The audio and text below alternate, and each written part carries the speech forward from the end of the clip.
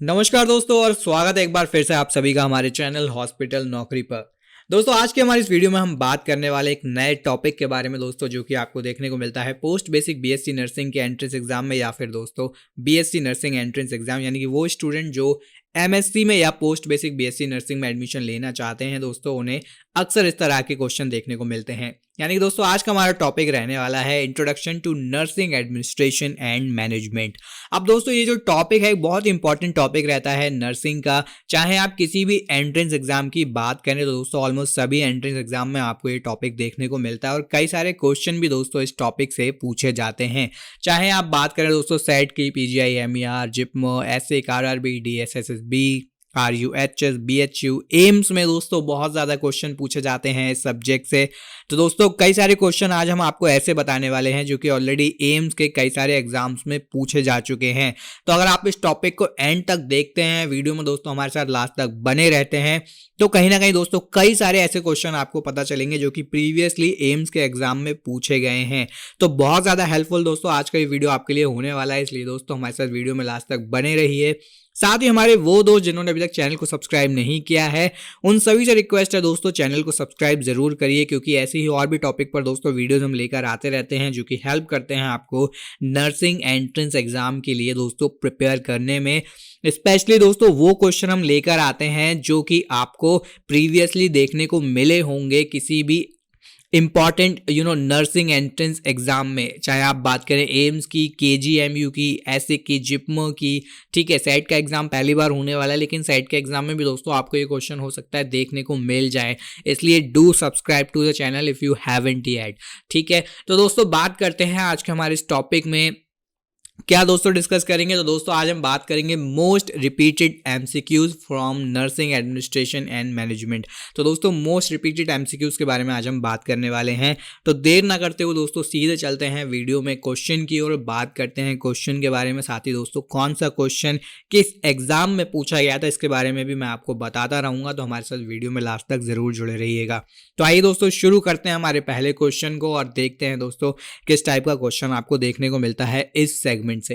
दोस्तों हमारा पहला क्वेश्चन है which of the following is not the principle of organisation. इनमें से कौन सा दोस्तों ऑर्गेनाइजेशन का एक प्रिंसिपल नहीं है। Hierarchy, delegation, span of control या फिर परवेसिवनेस। देखते हैं दोस्तों इसका सही आंसर क्या होगा। इसका करेक्ट आंसर हो जाएगा दोस्तों परवेसिवनेस, ठीक है। परवेसिवनेस जो होता है दोस्तों वो हायरार्की का, यानी कि जो प्रिंसिपल होता है ऑर्गेनाइजेशन का दोस्तों, वहां पर एक पार्ट नहीं होता है उसका। अब जैसा कि आप अपनी स्क्रीन पर नीचे देख सकते हैं दोस्तों, ये क्वेश्चन पूछा गया था रैक एमएससी 2018 के एग्जाम में, ठीक है।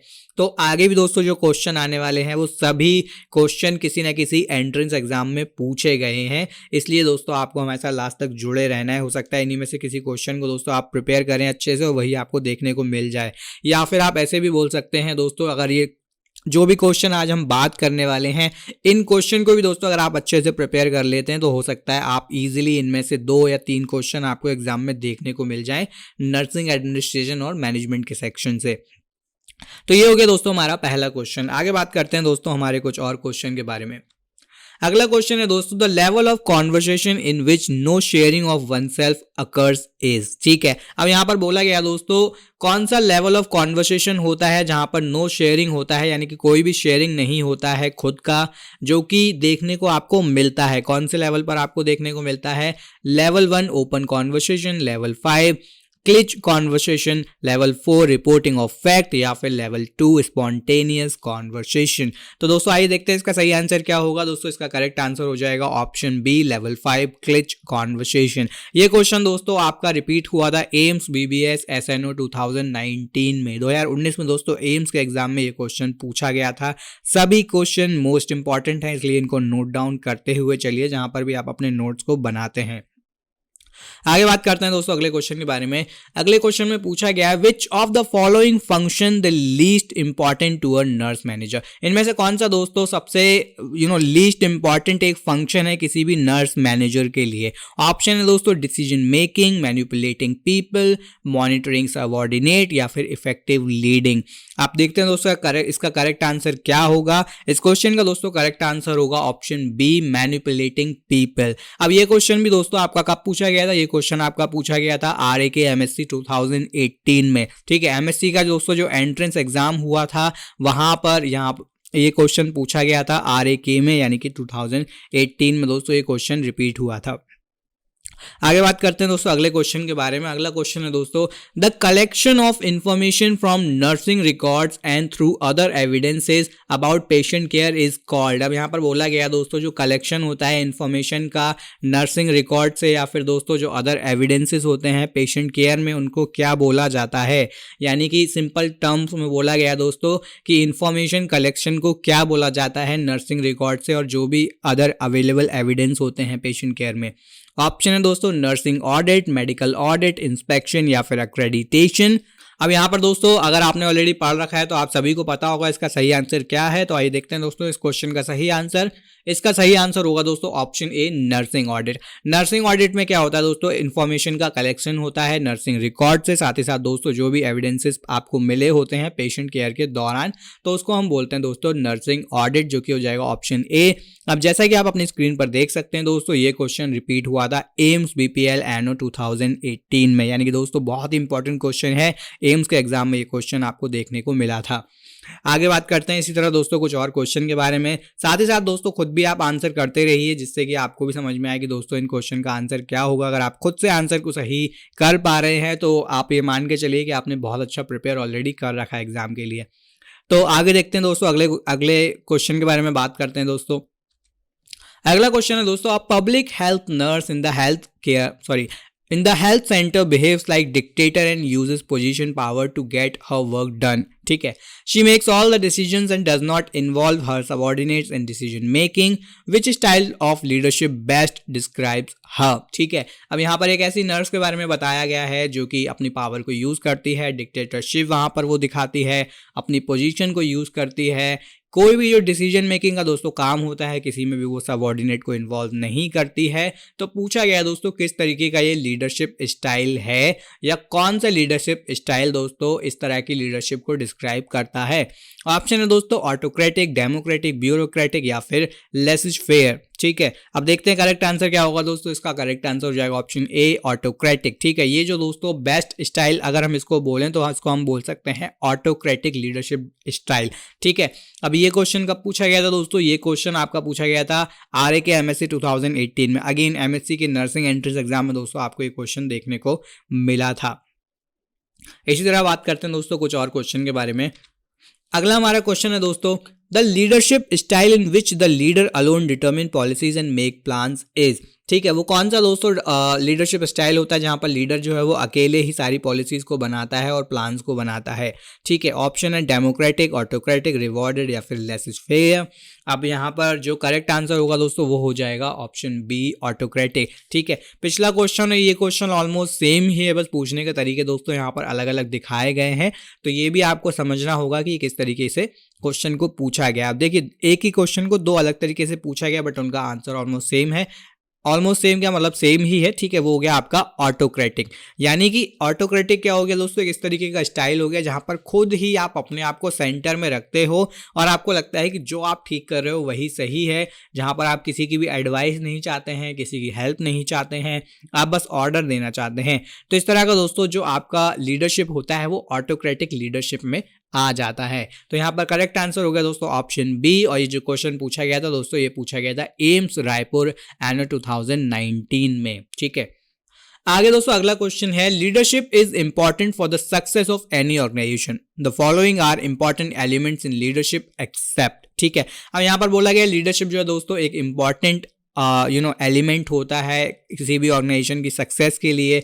अब यहाँ पर दोस्तों जो नीचे ऑप्शन दिए गए हैं ये कुछ इंपॉर्टेंट एलिमेंट हैं लीडरशिप के, लेकिन दोस्तों इनमें एक ऐसा ऑप्शन भी है जो लीडरशिप का एलिमेंट नहीं है, या वो दोस्तों काउंट नहीं किया जाता है लीडरशिप के एलिमेंट में या लीडरशिप के पार्ट के तौर पर। अब क्या क्या ऑप्शन है दोस्तों, ऑप्शन है there must be a leader and followers in the organisation, the leader is usually automatic, there is unequal distribution of power between the leader and the followers, या फिर leaders can influence the follower by their behaviour.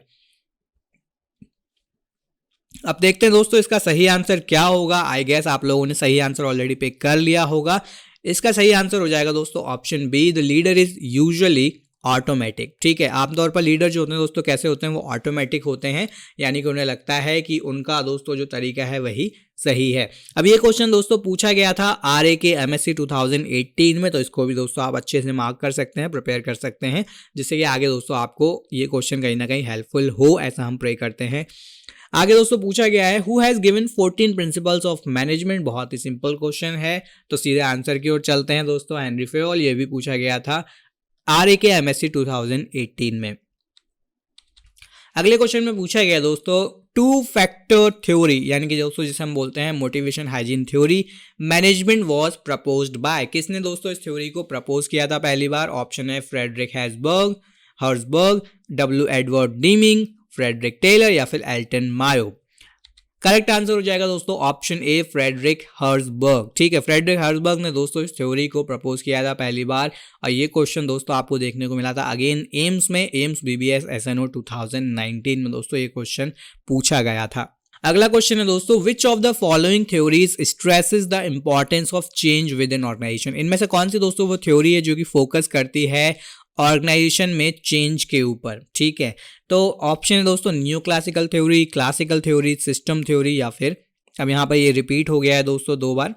अब देखते हैं इसका correct answer क्या होगा दोस्तों। इसका करेक्ट आंसर हो जाएगा केओस थ्योरी। ठीक है, केओस थ्योरी जो है दोस्तों वो कहीं ना कहीं स्ट्रेस करती है या फोकस करती है जो भी चेंजेस होते हैं ऑर्गेनाइजेशन में, और चेंजेस कैसे होने, किस तरह से होने, किस तरह का चेंज किया गया है, ये सारी चीज़ें दोस्तों आपकी आ जाती हैं केओस थ्योरी में। अब ये क्वेश्चन भी दोस्तों आपका रिपीट हुआ था एम्स बीबीएस एसएनओ 2019 में। इसी तरह दोस्तों कुछ और क्वेश्चन के बारे में बात करते हैं। अगला दोस्तों हमारा क्वेश्चन है which of the following action guiding theory explains that the rightness और the wrongness of an action depends on the consequences of the action. इनमें से कौन सा दोस्तों जो थ्योरी है वो एक्सप्लेन करती है कि क्या सही है क्या गलत है, जो भी एक्शन आप लेते हो, जो भी डिपेंडिंग ऑन द सीक्वेंस, यानी कि दोस्तों जो भी वहां पर घटित हुआ हो उसके आधार पर क्या आंसर सही होगा, क्या एक्शन आपका सही होगा, क्या एक्शन गलत होगा, वो किस तरह से आप उसको एक्सप्लेन कर सकते हैं, किस तरह से आप उसको प्रूव कर सकते हैं। तो यहाँ पर जो ऑप्शन है दोस्तों उनमें शामिल है यूटिलिटेरियन, डिओंटोलॉजिकल, नॉन मेलिफिसेंट या फिर बेनिफिशिएंट। अब इसका करेक्ट आंसर क्या होगा दोस्तों? इसका करेक्ट आंसर हो जाएगा यूटिलिटेरियन। ठीक है, तो ऑप्शन ए दोस्तों करेक्ट आंसर आपका हो जाएगा। ये पूछा गया था दोस्तों एम्स बीबीएस एनओ 2018 में। ये क्वेश्चन आप इसको मार्क कर सकते हैं, एक इंपॉर्टेंट क्वेश्चन है दोस्तों, आपको हेल्पफुल हो सकता है, तो इसको आप मार्क कर लीजिए। नेक्स्ट क्वेश्चन में पूछा गया दोस्तों the ethical principle which shows obligation to tell the truth is. अब यहाँ पर बोला गया दोस्तों एथिकल प्रिंसिपल वो कौन सा है जो कि एक ऑब्लिगेशन को शो करता है ट्रुथ को बताने में, सच को बताने में। ऑप्शन है दोस्तों ऑटोनॉमी, वेरोसिटी, फिडिलिटी या फिर बेनिफिशिएंट। अब इसका दोस्तों जो करेक्ट आंसर हो जाएगा वो हो जाएगा ऑप्शन बी, वेरोसिटी। ठीक है, वेरोसिटी जो होता है दोस्तों वो हेल्प करता है आपको ऑब्लिगेशन को शो करने में, कि जिससे कि आप जो है वो सच को बताएं। ठीक है, तो that will be option B, veracity. और ये क्वेश्चन दोस्तों पूछा गया था, ये क्वेश्चन दोस्तों पूछा गया था एम्स रायपुर 2019 में। अगला क्वेश्चन है दोस्तों acknowledging the performance of an employees through the way of. ठीक है, किस तरह से दोस्तों आप परफॉर्मेंस को एक्नॉलेज कर सकते हैं किसी भी एम्प्लॉय की। ऑप्शन है दोस्तों self assessment, performance appraisal, reward या फिर अप्रिशिएशन। तो देखते हैं दोस्तों इसका सही आंसर क्या होगा। इस क्वेश्चन का सही आंसर हो जाएगा ऑप्शन बी, परफॉर्मेंस अप्रेजल। ये क्वेश्चन दोस्तों रिपीट हुआ था एम्स रायपुर 2019 में। तो दोस्तों ये भी एक क्वेश्चन अच्छा है, इसको भी आप मार्क कर सकते हैं इंपॉर्टेंट के तौर पर। ऑल्दो सभी क्वेश्चन दोस्तों ये इंपॉर्टेंट है क्योंकि सभी क्वेश्चन किसी न किसी एग्जाम में पूछे गए हैं, and most of them have been asked during the AIIMS exams. Different AIIMS exam में दोस्तों ये क्वेश्चन रिपीट हुए हैं, तो इन सभी को आप इंपॉर्टेंट ही मानकर चलिए। ठीक है, तो ये हो गया दोस्तों आपका बी, परफॉर्मेंस अप्रेजल, यानी कि 13 का दोस्तों आंसर हो गया बी। आगे बात करते हैं कुछ और क्वेश्चन के बारे में। अगला दोस्तों हमारा क्वेश्चन है professional negligence is legally termed as. ठीक है, प्रोफेशनल नेग्लिजेंस को दोस्तों लीगली क्या कहा जाता है। ऑप्शन है क्राइम, असॉल्ट, मैल प्रैक्टिस या फिर स्लैंडर। सिंपल क्वेश्चन है दोस्तों, इसका सही आंसर हो जाएगा ऑप्शन सी, मैल प्रैक्टिस। ये क्वेश्चन भी दोस्तों रिपीट हुआ था एम्स रायपुर एनओ 2019 में। अगला दोस्तों क्वेश्चन है, hospital has to keep MLC record up to. अभी एमएलसी रिकॉर्ड को दोस्तों कितने समय तक एक हॉस्पिटल को अपने पास रखना होता है? 1 साल तक, 5 साल तक, 10 साल तक या फिर 15 साल तक? तो अगर आप ऑलरेडी वर्क कर रहे हैं हॉस्पिटल में तो आपको आइडिया होना चाहिए कितने समय तक रखना चाहिए। अगर आपने नहीं किया है अभी तक कोई भी जॉब, आपने पढ़ रखा है, तब भी आपको थोड़ा बहुत आइडिया होना चाहिए।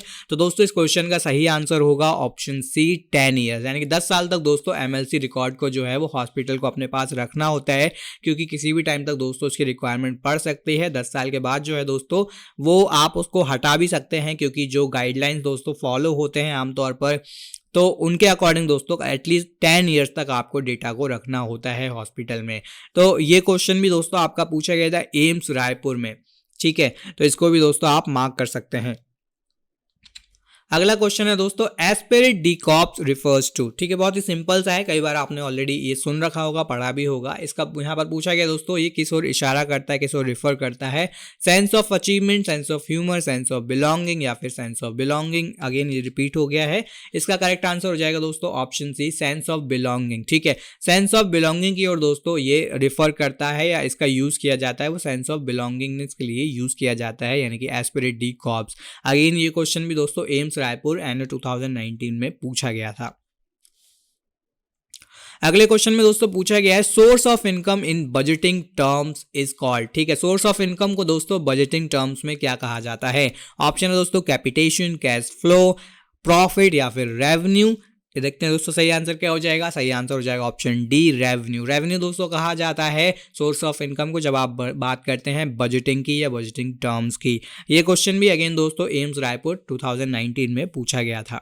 अगले क्वेश्चन में पूछा गया दोस्तों, stocking adequate numbers and kind of stores so that the required material is available whenever necessary। अब यहाँ पर बोला गया दोस्तों एडिक्वेट स्टॉक को दोस्तों वहाँ पर स्टोर करना, उसके साथ साथ दोस्तों जब भी उसकी ज़रूरत पड़े मटेरियल की तो वो अवेलेबल हो वहाँ पर, इसको क्या बोला जाता है? ऑप्शन है दोस्तों रिप्लेसमेंट, प्रोक्योरमेंट, स्टोरेज या फिर इन्वेंट्री कंट्रोल। बहुत ही सिंपल सा दोस्तों ये क्वेश्चन है, इसका सही आंसर हो जाएगा इन्वेंट्री कंट्रोल। ठीक है, इन्वेंट्री कंट्रोल दोस्तों बोला जाता है स्टॉक करने को, जब भी दोस्तों ज़रूरी जो रिक्वायरमेंट मटेरियल होता है उसको आप स्टोर करके रखते हैं, और कितने टाइप का दोस्तों वो होता है, और जब भी उसकी ज़रूरत पड़े आप उसे यूज़ कर पाएँ तो इसको दोस्तों हम कहेंगे इन्वेंट्री कंट्रोल। और ये क्वेश्चन वो आपका पूछा गया था एम्स रायपुर 2019 में, यानी कि दोस्तों जो भी अभी तक 4-5 क्वेश्चन निकले हैं वो सभी आपके एम्स रायपुर में ऑलरेडी एक ही ऑलमोस्ट सेम ईयर में दोस्तों ये क्वेश्चन पूछे गए हैं।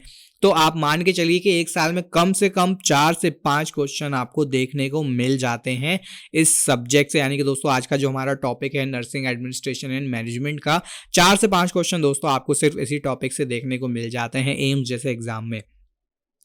आगे दोस्तों बात करते हैं एक और क्वेश्चन की, patient care method in which patient care areas provide various level of care. अब दोस्तों वो क्या होता है वेरियस केयर ऑफ लेवल, या फिर वो कौन सा पेशेंट केयर मेथड होता है दोस्तों जहां पर पेशेंट केयर एरिया में कई सारे लेवल पर केयर प्रोवाइड की जाती है? ऑप्शन है team nursing, progressive patient care, case method या फिर प्राइमरी नर्सिंग केयर। इस क्वेश्चन का सही आंसर हो जाएगा दोस्तों option B, progressive patient care.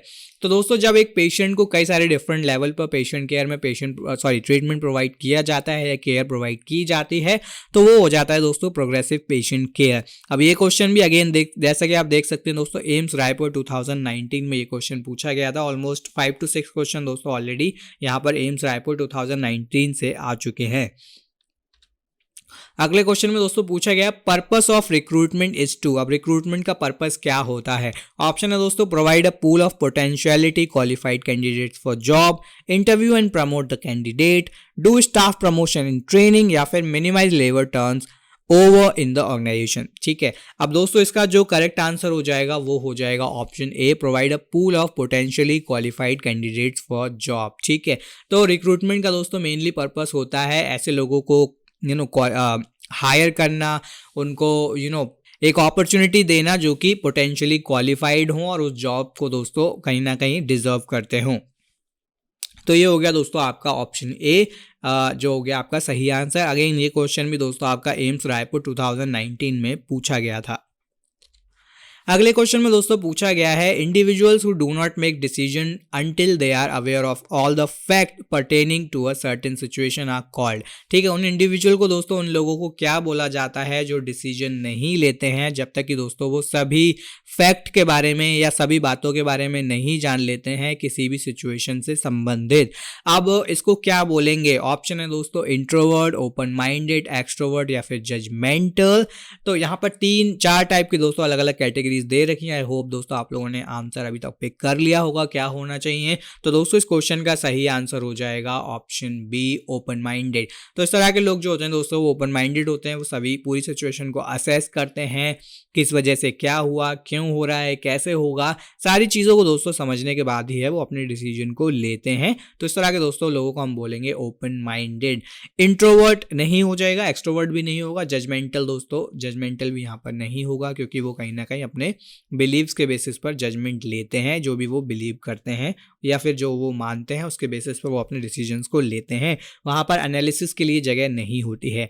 Same with introvert, introvert बहुत ज़्यादा सोचते हैं, एक्सट्रोवर्ट बहुत ज़्यादा दे स्पीक टू मच, वो बोलते बहुत ज़्यादा हैं। ठीक है, तो वो हो जाएगा आपका एक्सट्रोवर्ट। ओपन माइंडेड क्या होते हैं? सभी चीज़ों को असेस करते हैं, एनालाइज करते हैं, उसके बाद फिर वो वहाँ पर डिसीजन को अपने लेते हैं। सो ये क्वेश्चन दोस्तों आपका पूछा गया था एम्स बीबीएस एसएनओ 2019 में। अगला क्वेश्चन है दोस्तों which of the following is incorrect about स्वॉट एनालिसिस फॉर डिसीजन मेकिंग। इनमें से कौन सा दोस्तों जो स्टेटमेंट है या जो सेंटेंस है वो गलत है स्वॉट एनालिसिस को कंप्लीट करने में जब हम बात करते हैं डिसीजन मेकिंग की। तो S is for strength, W is for weakness, O is for opportunity and T is for time. अगर आपने स्वॉट एनालिसिस पढ़ रखा है तो दोस्तों आपको पता होगा। तो यहाँ पर दोस्तों जो करेक्ट आंसर हो जाएगा वो हो जाएगा option D, T is for time. ठीक है, तो यहाँ पर दोस्तों जो गलत आंसर हो गया वो हो गया D, T is for time. ये क्वेश्चन भी दोस्तों आपका पूछा गया था एम्स बीबीएस एसएनओ 2019 में। नेक्स्ट क्वेश्चन में दोस्तों पूछा गया है the communication in which managers interact with managers, physician and group of people in other department in the organisation who are not at the same level in the hierarchy as them is called. ठीक है, उन managers को दोस्तों क्या कहेंगे या क्या बोला जाता है जो कि मैनेजर से इंटरेक्ट करते हैं, फिजिशियन से इंटरेक्ट करते हैं, ग्रुप ऑफ पीपल से इंटरेक्ट करते हैं जो अदर डिपार्टमेंट में होते हैं ऑर्गेनाइजेशन के, या फिर जो सेम लेवल पर नहीं होते हैं जैसे कि वो खुद हैं, यानी कि मैनेजर्स की बात कर रहे हैं। तो इसे क्या बोलेंगे? इस कम्युनिकेशन को क्या बोलेंगे? ऑप्शन है दोस्तों vertical communication, horizontal communication, diagonal communication या फिर अपवर्ड कम्युनिकेशन। तो इसका दोस्तों करेक्ट आंसर हो जाएगा ऑप्शन सी, डायगोनल कम्युनिकेशन। यानी कि डायगोनल इन द सेंस आप ऊपर नीचे वेव कर रहे हो। ठीक है, आप एक जगह पर रुके हुए नहीं हो, आप ऊपर भी जा रहे हो, आप नीचे भी जा रहे हो। ठीक है, तो ये हो गया आपका डायगोनल कम्युनिकेशन। अगर आप सिर्फ सीधे अपने लेवल पर बात कर रहे हो तो आपका हो गया हॉरिजॉन्टल, ऊपर से नीचे जा रहे हैं वर्टिकल हो गया, ऊपर ही बात करें अपने से सीनियर से बात कर रहे हैं वो अपवर्ड हो गया। लेकिन डायगोनल में क्या हो गया? आप ऊपर और नीचे दोनों जगह कम्युनिकेट कर रहे हैं, या अपने लेवल पर भी आप कम्युनिकेट कर रहे हैं और आपसे नीचे जो लोग हैं उनसे भी आप कम्युनिकेट कर रहे हैं। That is diagonal communication. ये क्वेश्चन दोस्तों पूछा गया था एम्स बीबीएस एसएनओ 2019 में। अगला क्वेश्चन है दोस्तों during a performance appraisal if the head nurse commits an error it is called. तो यहाँ पर पूछा गया दोस्तों परफॉर्मेंस अप्रेजल के समय पर अगर हेड नर्स कोई एरर करती है, कोई गलती करती है, तो उसको हम क्या बोलेंगे? Horns effect, hello effect, paired comparison या फिर सेंट्रल टेंडेंसी एरर। तो दोस्तों इस क्वेश्चन का सही आंसर हो जाएगा ऑप्शन बी, हैलो इफेक्ट। ठीक है, हैलो इफेक्ट दोस्तों इसको बोला जाता है जब भी एक नर्स जो है वो एक किसी भी तरीके का एरर करती है किसी परफॉर्मेंस अप्रेजल को करते समय। ये क्वेश्चन दोस्तों पूछा गया था एम्स बीपीएल 2018 में। अगला क्वेश्चन है दोस्तों the process that enables one to access a nurse और a physician by a telephone और कंप्यूटर इज कॉल्ड। उस प्रोसेस को दोस्तों क्या बोलते हैं जहां पर कोई भी पेशेंट एक नर्स या फिजिशियन से दोस्तों जो है वो कोऑर्डिनेट कर सकता है, कांटेक्ट कर सकता है, या एक्सेस दोस्तों उस पेशेंट के पास होता है इन सब से कांटेक्ट करने का। इस प्रोसेस को क्या कहेंगे? ऑप्शन है टेली हेल्थ, ई मेडिसिन, क्वालिटी एश्योरेंस या फिर डिस्टेंस कंसल्टेशन। अब इस दोस्तों क्वेश्चन का सही आंसर हो जाएगा ऑप्शन ए, टेली हेल्थ। ठीक है, तो ये हो जाएगा दोस्तों टेली हेल्थ, यानी कि ये आप जो है टेलीफोन के थ्रू उन्हें कांटेक्ट कर सकते हैं या फिर आप उन्हें इंटरनेट के थ्रू उन्हें कांटेक्ट कर सकते हैं। तो ये क्वेश्चन दोस्तों पूछा गया था एम्स बीपीएल 2018 में, यानी कि ज़्यादातर जो क्वेश्चन दोस्तों वो एम्स में यहाँ पर रिपीट हो चुके हैं। अगला दोस्तों क्वेश्चन है द कमीशन और omission of an act that a reasonably prudent person would have performed in a similar situation thus causing harm to another person is called. दोस्तों उस कमीशन के ओमिशन का जो एक्ट है दोस्तों, जो कि एक प्रूडेंट पर्सन करता, ठीक है, एक सिमिलर सिचुएशन में जिससे कि है किसी दूसरे व्यक्ति को कोई नुकसान पहुंचता, तो उस एक्ट को हम क्या कहते या उस एक्ट को हम क्या कहेंगे, ठीक है। ऑप्शन है दोस्तों नेग्लिजेंस, लाइबल, स्लैंडर या फिर असॉल्ट। अब नीचे के जो तीन अगर आप ऑप्शन देखें तो कहीं ना कहीं वो मैच नहीं करते हैं, तो इसका दोस्तों करेक्ट आंसर हो जाएगा ऑप्शन ए नेग्लिजेंस, ठीक है, वो नेग्लिजेंस हो जाएगा यहाँ पर। अब ये क्वेश्चन दोस्तों आपका पूछा गया था एम्स बीपीएल 2018 में। अगला क्वेश्चन है दोस्तों which of the following is not a step of planning. इनमें से कौन सा दोस्तों प्लानिंग का एक हिस्सा नहीं है। ऑप्शन है briefing, execution, strategic health care planning या फिर नीड्स आइडेंटिफिकेशन। अब यहाँ पर अगर आप देखें ब्रीफिंग एक पार्ट है, स्ट्रेटेजिक हेल्थ केयर प्लानिंग भी पार्ट है, आइडेंटिफिकेशन भी पार्ट है, एग्जीक्यूशन जो है कहीं ना कहीं वो हमारे हाथ में नहीं होता है। We try but sometimes it happen, sometime it doesn't the way we want.